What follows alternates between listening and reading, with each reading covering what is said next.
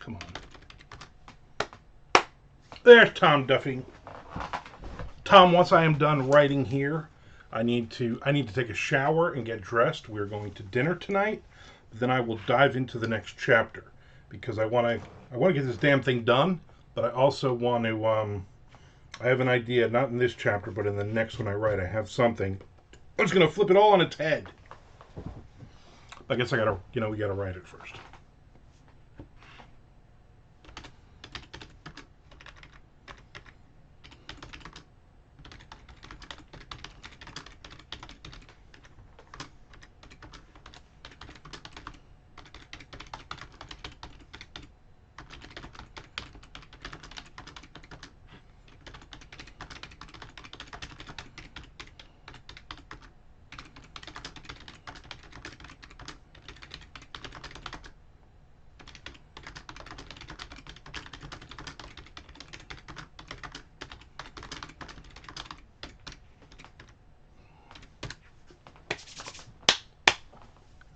Glad you got the writing in, though. Glad. Shelly leaves for her mom's tomorrow. I mean, she should be in touch with Jess sometime this week to give you guys a walkthrough of the space. But it sucks for me because between tomorrow and Halloween, I will be on my own. Which means I gotta write. Gotta get some stuff done here.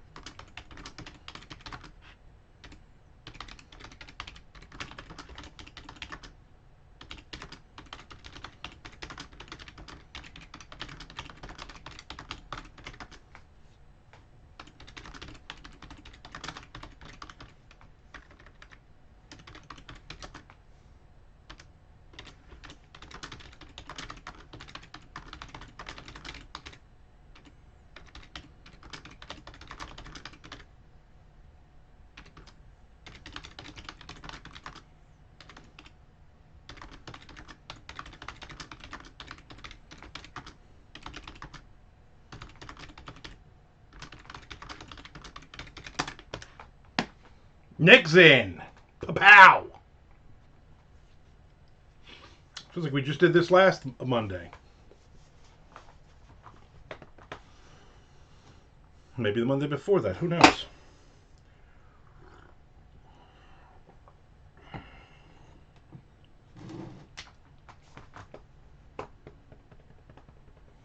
Somebody asked if there were on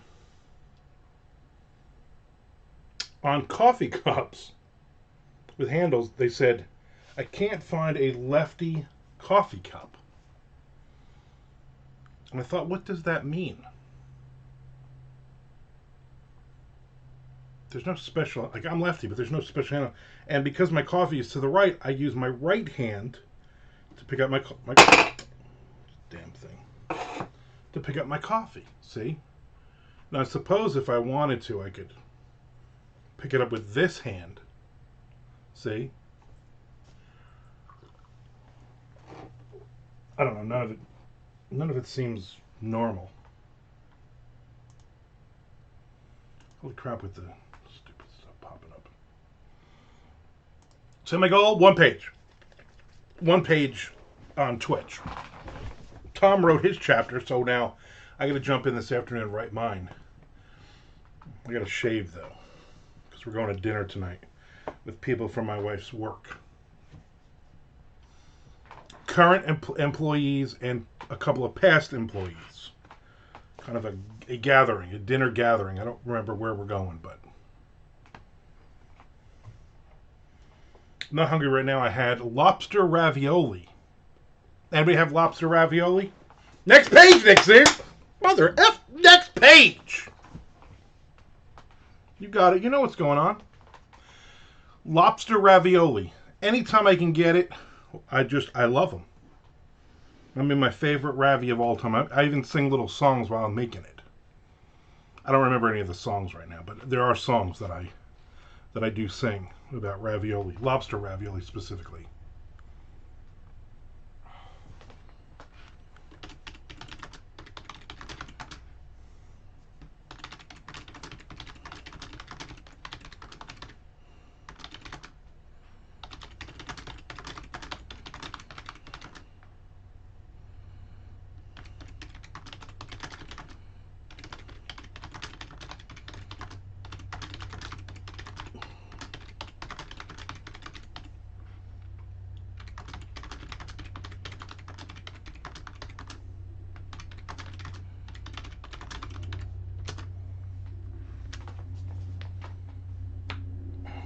So if Tom writes the page, then you have to be just like Tom. I see how it is.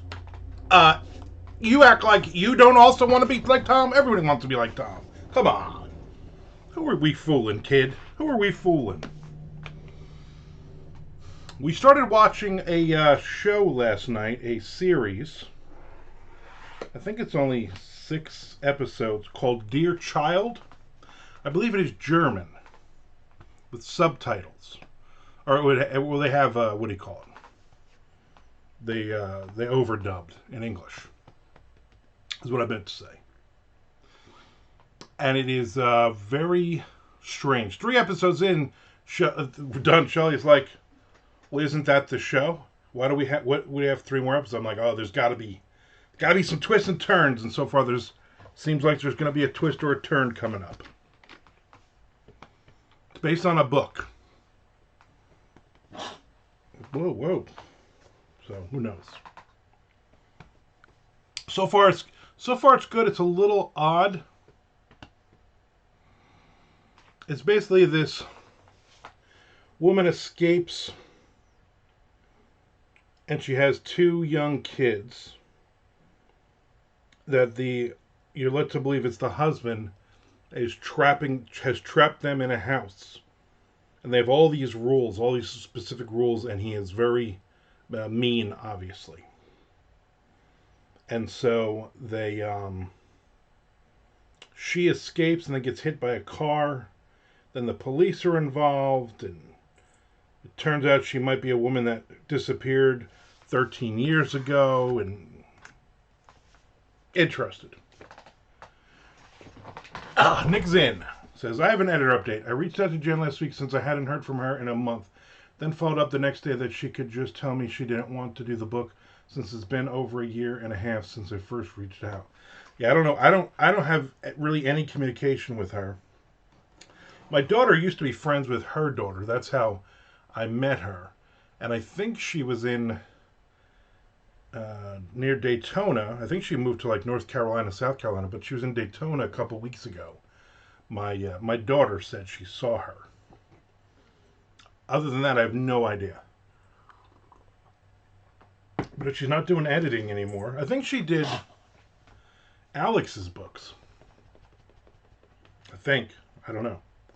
I don't really use her anymore. I use an editor that he only edits my books. He doesn't want to do it. Wait, there's more. Keep it going. Keep it going. I misspoke, perhaps. So I found a new person on Fiverr, like AC Ward suggestion. Oh, very cool. And that person was AC Ward. ACDC Ward. Then Jen reached out last night saying she was going to get to it this week. Putting you in a conundrum. It's been a long time, right? That seems like. So what are you going to do? Are you going to go, hey, thanks anyway, but going somewhere else? Yeah, that's way too long. And without her saying anything to you, too. So I emailed her thanks, but no thanks. Yeah, probably a good idea. Because here's my thought, and I like her as a person, but um, she did sell her babysitter thing. Oh, okay. But if you've gone that long and then you say, "Oh, I'll get to it next week," it to me that would be, and I'm not saying against her. I'm just saying in general that would be. I'm just going to rush through this damn thing and get it to you as quick as I can to get paid. You know what I'm saying? You're not going to get what you should get out of that, in my opinion. But if you don't have the time, tell me exactly. Yeah, you got other stuff going on, obviously. Then, because I don't know who else has been using her as an editor. Again, I'm just kind of I've been working with publishers and I've been working with somebody else, and so I'm good. Paul Diano is not dead. Seriously? I gotta look this up. Who'd you hear that from? Tommy Clark? Wow. Wow. I'll say it again. Wow. That's crazy.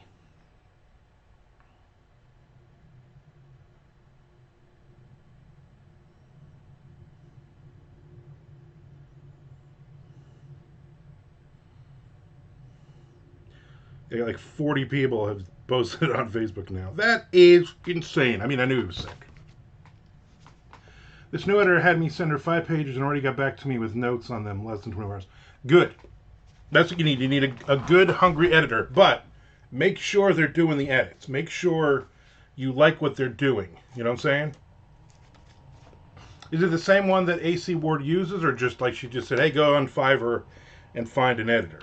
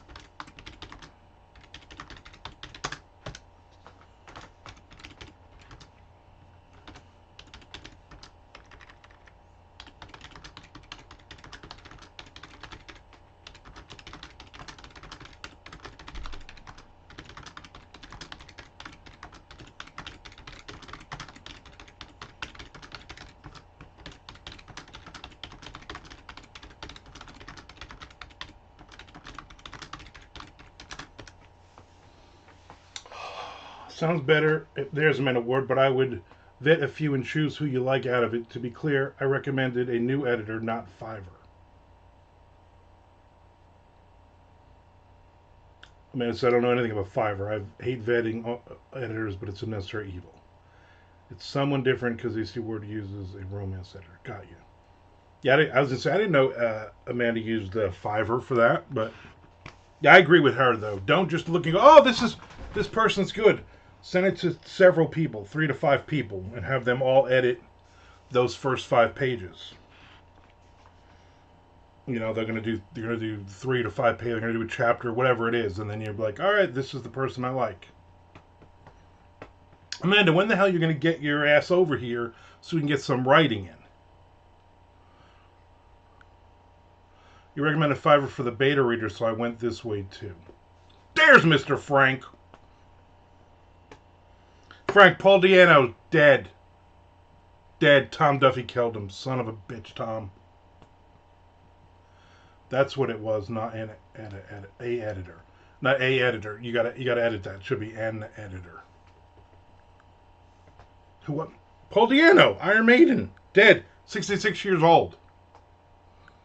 I was out of town the last week. My wife leaves tomorrow.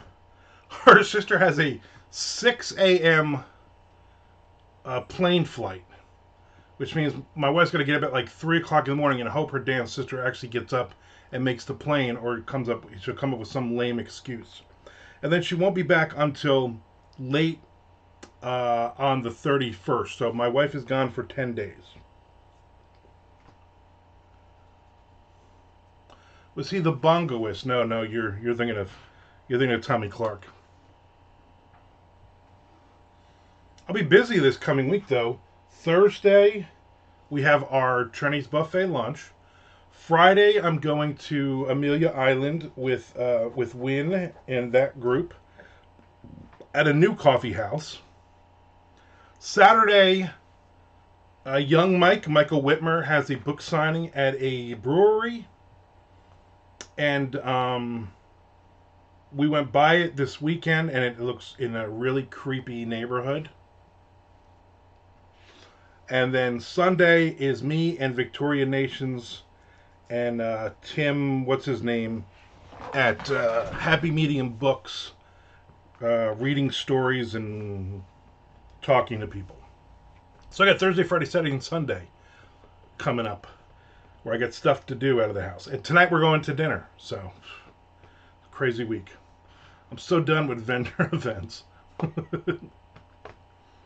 Oh no, what happened, Mr. Frank? And the man that says nice. Yep, nice and busy. So tonight we're going to dinner. Tomorrow I got nothing. Wednesday I got nothing. But then I'm busy Thursday, Friday, Saturday, Sunday. And then obviously next week, the Thursday after is Halloween. I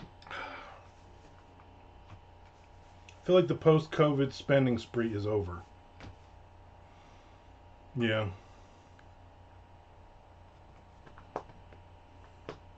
I put my I set up a TikTok shop. I only put like 3 books up so far. Not really sure how this is working. Who's even seeing this stuff, or if anybody's seeing it? If they're going to be, they're supposedly dropping on my videos as I post videos, but I've only posted 1 video so far, so I don't know what's going on with that. But I figured, you know what?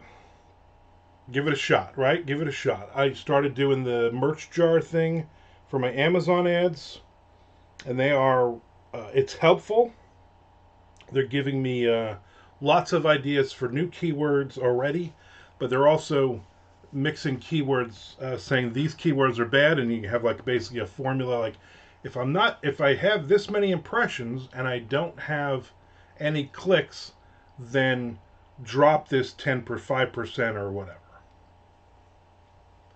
Your TikTok shop will blow up the day before the government shuts it down. Yeah, pretty much. That's what I'm waiting for. I'm waiting for, hey, good news, you sold 500 books. Bad news, TikTok is blocked and you won't get any of the information on where to send any of these books. So that's what we're, yeah. But, because my sales are garbage right now. Absolute garbage. Now, the new book that just came out, Bad People Doing Bad Things, that has a few sales. Nothing crazy. I haven't paid any of the... I always look at it and I go, if I can pay the cover back and the editing back, then I'm good. And so far I'm nowhere near that, but it's only been out a week. So, who knows? Who can say? But I'm going to try a few things. You know, I might jump back and do a Facebook ad. Just one on a random book. See what happens. And then obviously finish crap here, you know, finish stuff. So my, I don't know, is what it is. Obvio, which is French for absolution.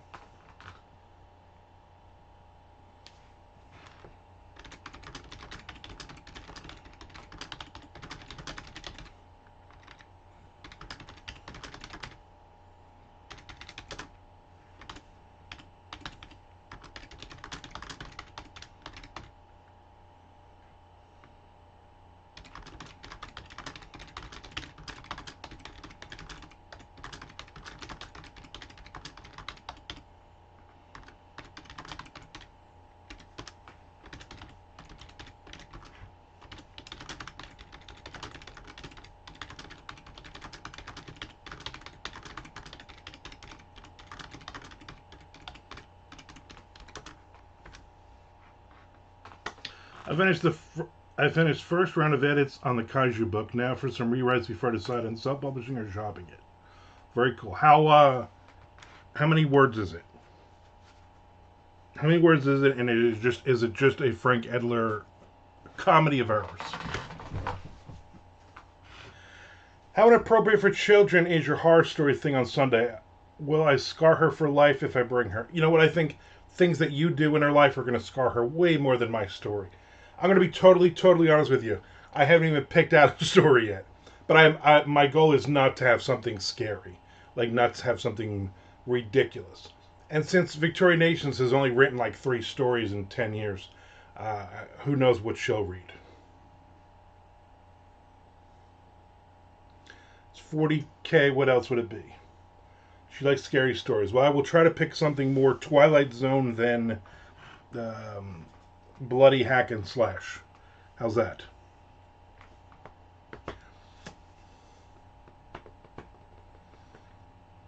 I was just because if he was like say 30,000 words, I mean you could get away with 40,000. I was gonna say try Severed Press. I don't know if they're really into the funny kaiju stuff though.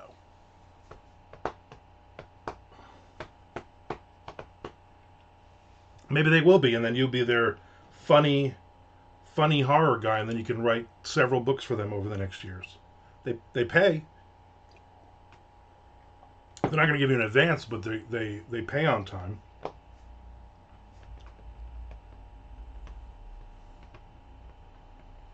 I don't think they read their submissions. So I don't know if I'm allowed to say that here. They don't. They have somebody who actually reads through the slush pile of new authors to them to find something. So if they know your name already, they know your social media presence, then they'll probably pick up the book. Worth a shot. Like I said, I don't do great with them, but I do well. And you don't have to pay the bills with this money. Then I think you're good. Yeah, if they don't know who you are, they have somebody who will read the story and go from there. But if they do know their name, again, you might, if you follow them on everything and you have a social media presence, they might know you. More Twilight than Terrifier story. It's more like Twilight meets Terrifier meets Star Wars meets Othello, is the story. That's just what I meant. They accept pictures if they know you, and they mostly know you. Yeah, they just want the book. Don't even bother with pitches. Just send them, read their submission guidelines, unless it's changed. When I wrote my first book, which was a kaiju book, a Gromny, I sent that to them, and they just immediately bought it. So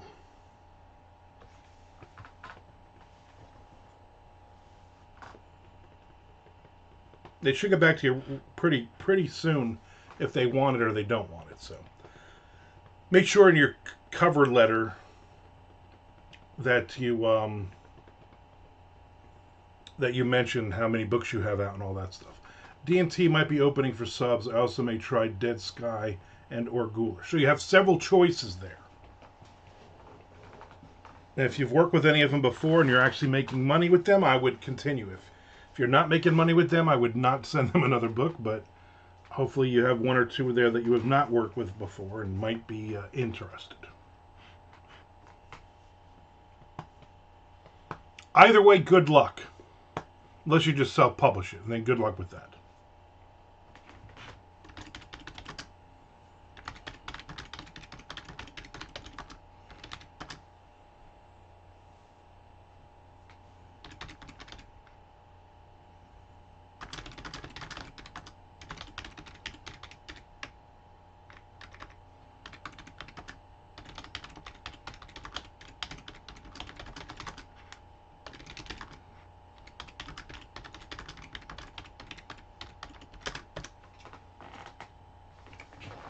Otherwise, I'm waiting for Nick Zinn's cheese grater press to open for submissions. Yeah, you gotta wait a while for that one, I think. I think I had a problem with that Provolone cheese book.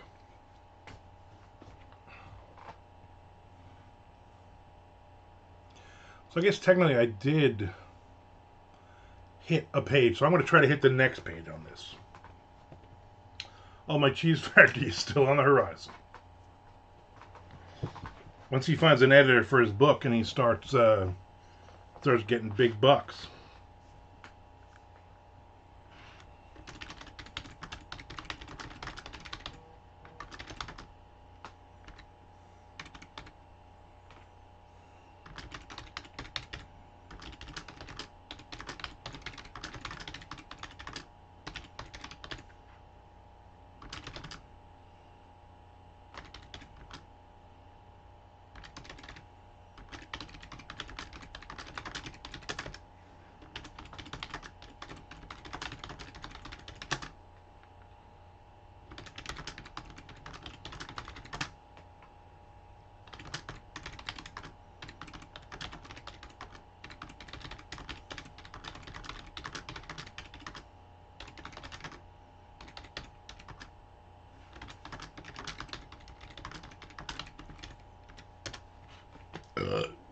Ooh. Did you finish your contracted number of books with Sarah Press? No. I am working on book 11, and then I have book 12.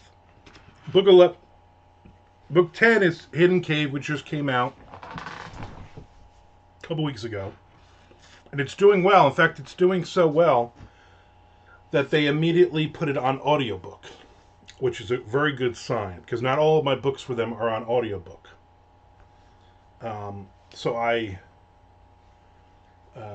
So that's a good sign.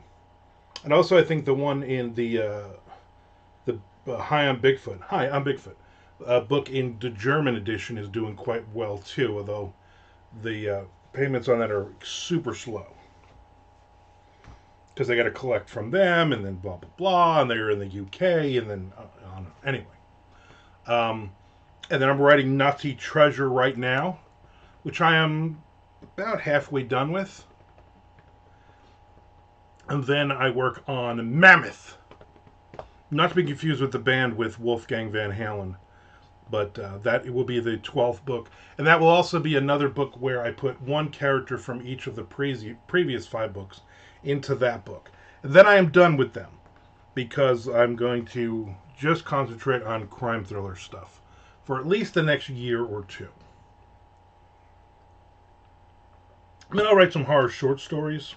If I see a theme that is interesting, but Nacho Treasure, exactly. Bless you much. Oh, bless you too. Speaking of Van Halen, did you see Alex Van Halen has his book coming out? I think it comes out tomorrow. Anyway, they've had excerpts of it all over the intranets. And the one thing that I am not a fan of, I was never really a fan of Alex Van Halen anyway as a person.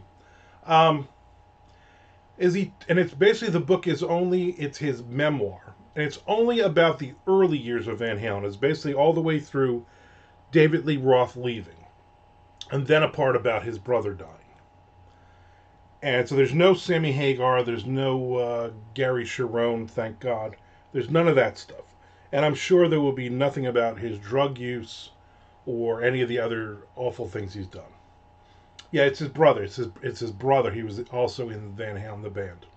He was the drummer in Van Halen. But the one thing that's bothering me,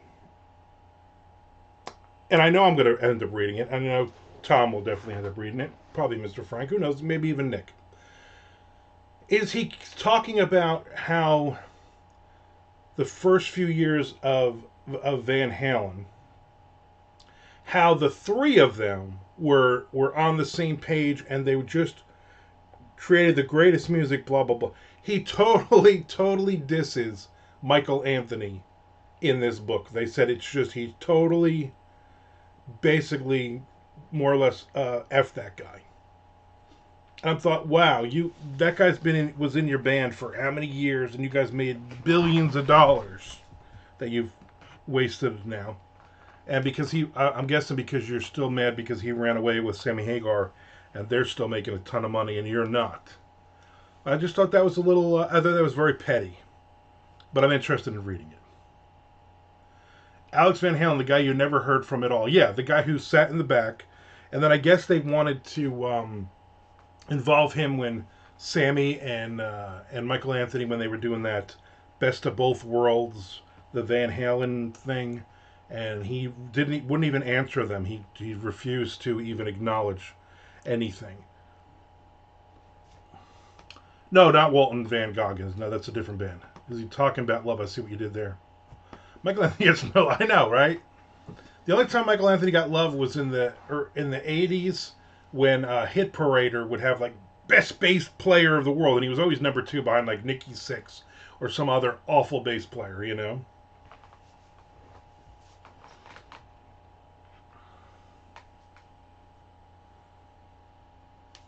I'm a Michael Anthony fan. I'm a fan. You know what I'm saying? The guy, great stuff. Great backing vocals. Dude can sing. He can hold down a beat, a bouncy beat. But yeah, Alex Van Halen is basically like, yeah, that guy was. We could have, a monkey could have done that part. I think the fans like him, and that drives the Van Halens nuts. Yeah, exactly.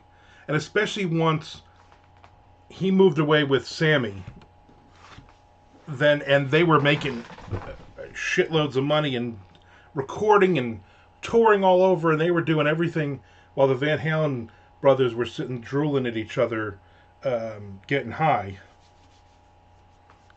I think it was just a lot of that negative.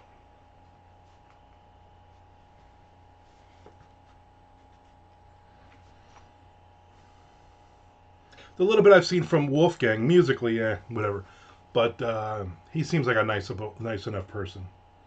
I'm guessing because his mom raised him, not his crazy drugged out dad. It's a shame, though, you know. I mean, when I was 12, 13, 14, Van Halen was the shit. You know what I'm saying? Van Halen was like, boom. My mom bought me a boom box. And the first cassette she bought me was Diver Down by Van Halen. And I was like, this is the greatest album ever. I'm going to wear this cassette out.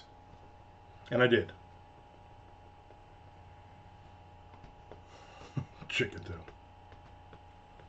I read the former manager's book, which talked up Michael Anthony. Yeah, everybody but the Van Halen brothers said he's a great guy, and he added a lot to that band, and he was one of the four reasons that Van Halen took off the way it did back in the day. Not the three of them. And who the hell knows what David Lee Roth is doing now? You know, I like his thing where, yeah, Motley Crue asked me to open for them on their tour, but I don't open for bands that I influenced. Shut up. I guess you don't like money anymore. That's the only way you're making money.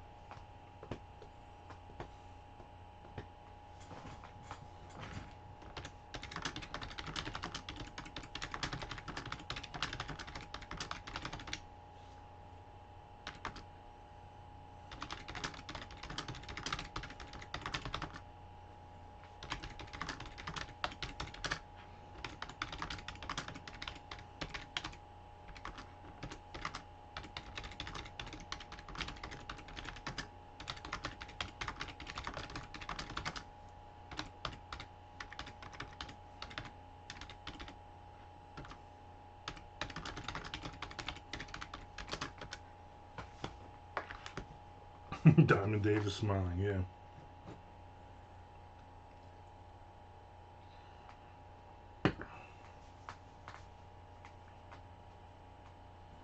I would imagine Diamond Dave isn't a fan of Michael Anthony's either, because he's definitely not a fan of Sammy Hagar. The fact that those guys played like 22 dates or something, and they sold out all 22 dates playing Van Halen songs, that's got to irk some people. The people not making any money.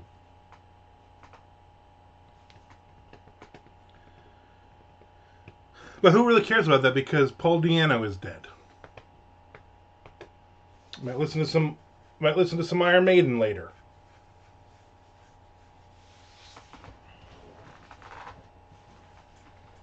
I know Tommy Clark. I haven't snoozed again. I know he's posted it probably 100 times already.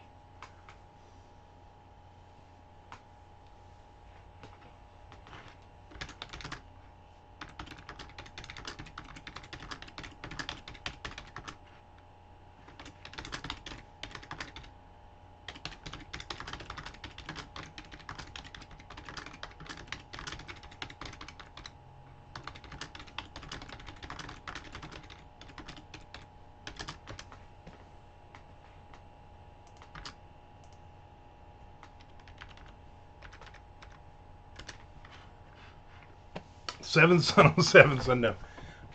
Here's my problem. Here's my Iron Maiden problem. By the time Seventh Son of a Seventh Son album came out, I was not impressed. And I was a huge. I mean, that's the first. That's like my first metal band. 1982 Number of the Beast album. Then I went backwards and got all the Paul Di'Anno stuff, and just started loving heavy metal from there. But around whatever that album came out, 1990, I want to say something, whatever year that was. Let me look that up. Whatever year that was, a lot of bands put out some crap albums.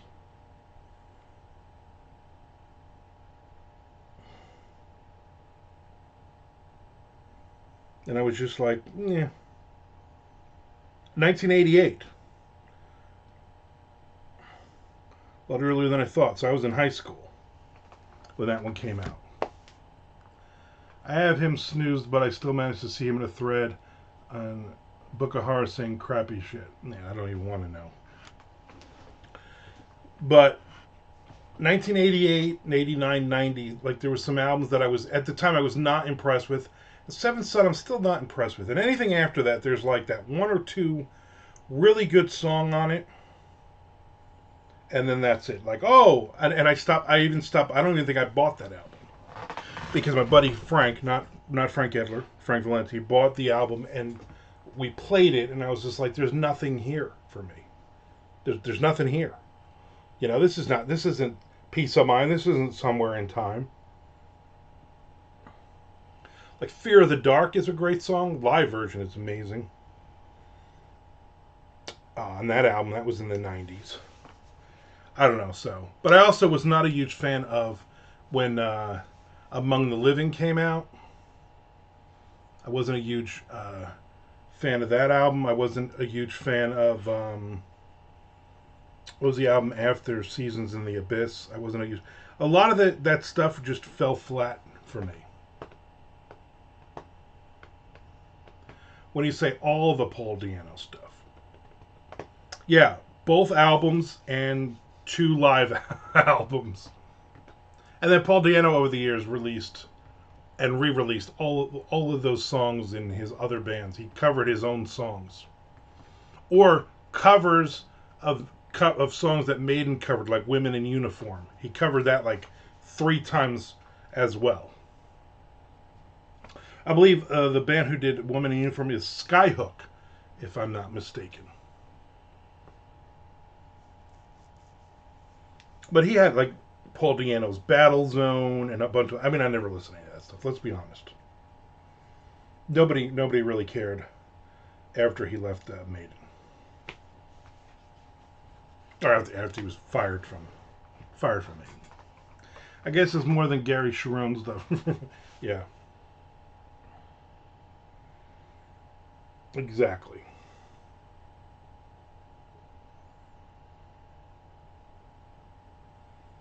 I want to find there was in some group that supposedly there is an audition tape, but I don't see it on YouTube. I looked for it back in the day of Ron Keel auditioning for Black Sabbath in the 90s. And obviously they didn't hire him, but that would be interesting to have Ron Keel's voice singing probably some Dio stuff, I would imagine. It'd be interesting. I know Ozzy got put into the Rock and Roll Hall of Fame. Not that that really means anything. I feel like the only guy who doesn't like Diano era Maiden. Interesting. I'm not a fan of all of it. Let's be honest. I like the first album better than Killers, which a lot of people are like, how is that? But I just think overall it's a better album. I remember going to Bradley's. It was Bradley's or Two Guys in Middletown, New Jersey, and buying the Made in Japan cassette tape, which has like 5 or 6 songs on it. Diano Maiden songs. I was very big into live albums for a time there, like Unleashed in the East by Judas Priest, phenomenal. Live After Death by Maiden, Made in Japan. Not that Peter Frampton album. It's Scorpions live thing. I don't know, like every band was burning out and had a live thing. Except had a Kazukaban or something that was called. It was a live album. And then of course bootlegs. I got tons and tons of bootlegs. I would record shows or I would buy bootlegs. There was a little corner store in Red Bank off the beaten path. My brother would buy every Ozzy bootleg with Randy Rhoads. I do enjoy a live album from time to time. Mr. Frank knows. I will still say the worst band I've ever seen live was Slaughter. Maybe he was having a bad night. I don't know. His vocals were awful. And I've seen Dokken like 3 or 4 times, and the last time I saw them was Dokken, Warrant, Slaughter opening for Alice Cooper at the Art Center 20 years ago. And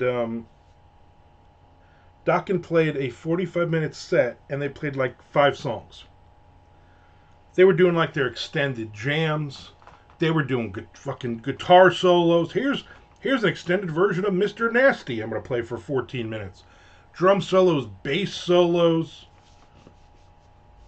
Fucking Pilson walking around playing playing bass back and forth. I'm like, the fuck, you're an opening band. Play 8 or 9 of your songs. Don't play 5 songs. You know, it was good though. Warrant was actually pretty good. Jenny Lang was big and fat, and he kept thanking the crowd, and they just sounded good. Faster Pussycat and Everclear are my 2 worst live bands of all time. Faster Pussycat I saw opening for Whitesnake, I think, and yeah, they weren't all that great. I remember when they came out to do Babylon, that people were booing. Everclear I never saw live, but I'm a fan of the band. I'm a fan of the band, so I guess it's good that I've never seen them live. Who they open for? The Goo Goo Dolls on the 400 times you and your wife went and saw the Goo Goo Dolls? I'm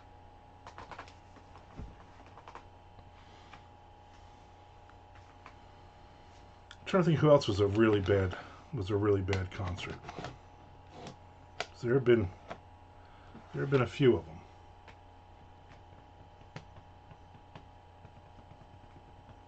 Yeah, I don't even know.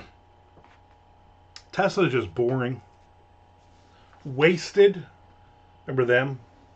They opened for Iron Maiden at the Meadowlands, and they weren't very good for some reason. Then after, because my buddy was driving, we drove to Lemoore, and Wasted headlined there. And I don't know why we even went, because I didn't like them in the 45 minutes they played for Maiden. I definitely didn't like the hour and a half they played till like 3 in the morning.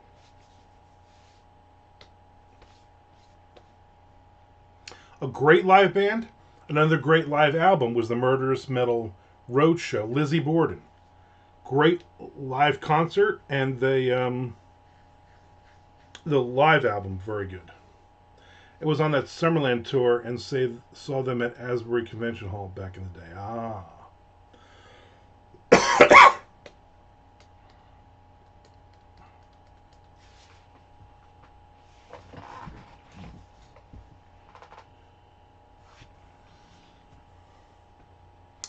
Another band I did not like live, and because I'm not a fan of them at all, was Velvet Revolver. But I'm not a Stone Temple Pilots fan. I can't stand them. And, Guns N' Roses, sick of hearing all those songs. And they played a bunch of Guns N' Roses and Stone Temple Pilots songs. And they were just not very good. And with Scott Weiland was, you'd say he was drunk out of his friggin' mind, stumbling around on stage. Like every other song, he had the fucking bullhorn. He's shouting into the bullhorn, into the microphone with feedback. And I'm like, enough. When is this shit going to be over?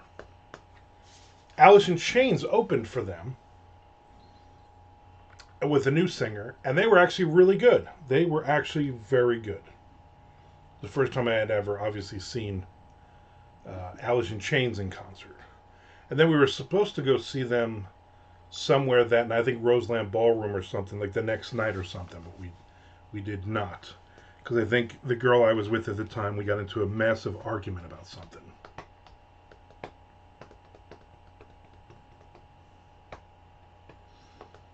Not good times.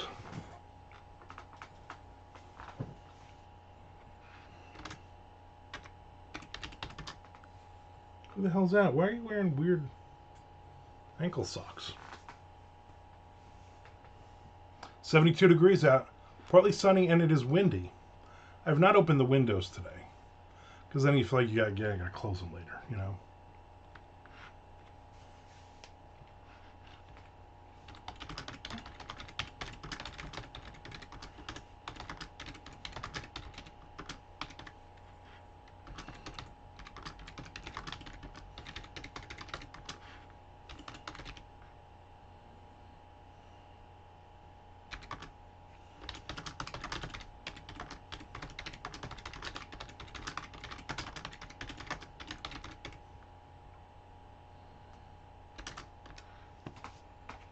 $74 here, like 80 in New Jersey. That's crazy. Crazy talks. You guys got a heat front coming in up there. Tomorrow it's supposed to be 80 though. Tomorrow for the next 10 days is supposed to be like in the 80 to 85. So it'll be back to no windows opened, which sucks. But my wife will be at her mother's for 10 days, and that means she's taking the dog with her, so I don't have to worry about the dog pooping in its diaper, stinking.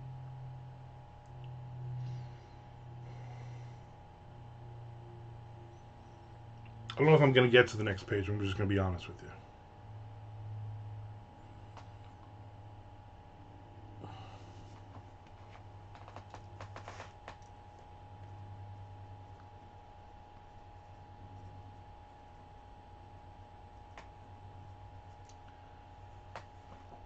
But, ooh. That's me. That was all me. Disgusting.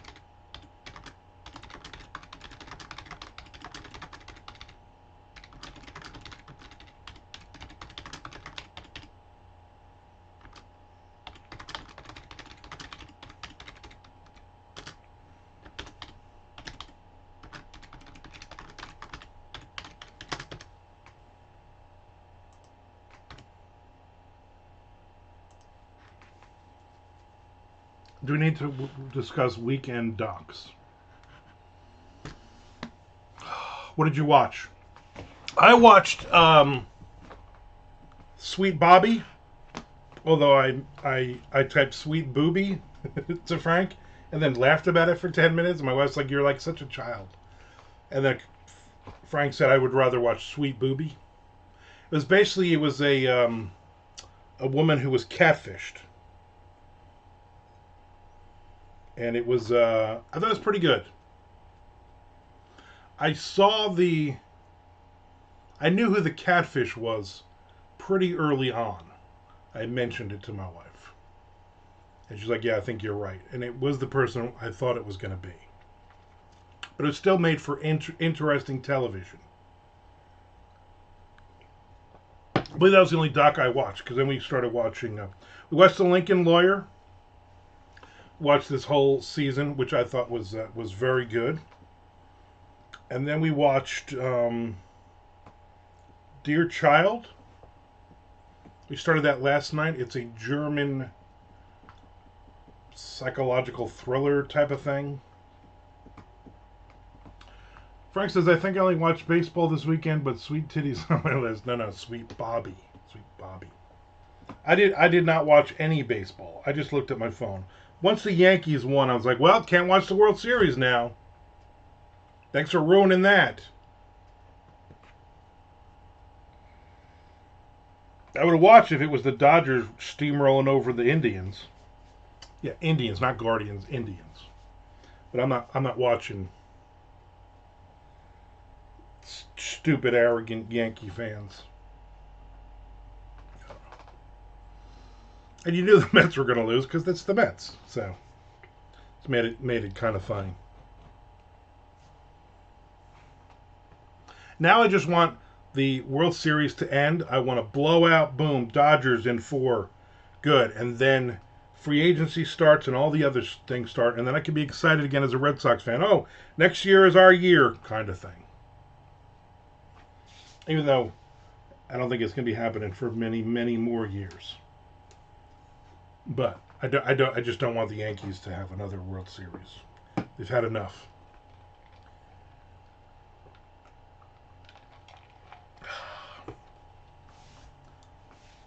The Mets had no business being in the dance. I agree. Go Sox. You mean the White Sox? If the White Sox are smart, they're going to trade everybody away for draft picks, for prospects, and then in like 5 years you're going to be like, "Holy crap, how did the White Sox get this good?" But you got to do the whole thing. You just got to cut and run on everybody. Phillies weren't going to beat the Dodgers either. I don't think so. I don't think anybody. You know, you start the season and you literally pay out $1 billion in salaries. You add to the team, and then all the other small little pieces. You're not going to beat that team. But this is the problem with baseball. The Dodgers and the Yankees are, you know, those two payrolls are more than like 20 teams combined, you know. But you got owners that aren't willing to do it. Next year will be interesting with Baltimore because Peter Angelos is 75 and he's already said, "I don't have many more years before I have to sell this team, and I want to see them. I want to see another World Series win." So next year I don't care. So I think he's going to spend some friggin' money, which will make it interesting. I mean, it's not going to be good for the Red Sox or the Rays or the Blue Jays, but yeah, I think the Phillies, as good as the Phillies are, they're not. They weren't going to step up this year and beat the Dodgers. And as much as I hate to admit it, I don't think anybody for a while there it looked like, oh yeah, Baltimore is, you know, they're ahead of the Yankees. They're definitely gonna they're definitely gonna win this, and Yankees might not even be in it at one point halfway through the season. They were doing awful, and then they started winning. I'm like, here they fucking go. Here we go. Here's my nightmare come true. I think the Tigers were a great little story, you know. You knew they weren't going too far, but it was still nice to have them up there. You need more teams like that. You know. I was just glad. My whole thing, I think I said this many times, was I didn't want the Yankees or the Astros in it. Other than that, I was fine. I was fine with any other team. I knew the Dodgers are probably going to be the team to beat. And again, I just hope that they beat the Yankees. That would make me so happy. And another year, Mike Trout sits at home in South Jersey and watches the World Series on his television. But I would say the Yankees weren't playing World Series caliber baseball in the dead of summer. Moneyball. Exactly. No, they were not. They were looking. I was very happy because they were losing a lot of games, and they just looked like crap. And I was very happy with that. And there was already people talking about. I'm sure up there was tons of people talking about. Well, this is Boone's last year. You know. Well, he's getting fired. Well, they don't make the playoffs. He's getting fired. But it's that typical BS. Oh, Stanton, who's hurt every 5 minutes and everything. Now let me just hit a few home runs. Let me just win a few games for us here. Who the hell do you think he is? He ain't no David Ortiz. I think the Dodgers still. See, I agree, and that's not even my hatred of the Yankees. That's just my, as a baseball fan, that's the reality is. That is a tough 1-9 and a tough pitching staff and bullpen. You know, Yankees have some holes. Yankees have shown, you know, where they can get on a bad streak where nobody's hitting and whatever. Dodgers are legit, bro. Bruh. Can I call you bruh? I don't know. Kirk Gibson will pull them through. Next, you're going to tell me Kirk Gibson died. Him and Paul Diano.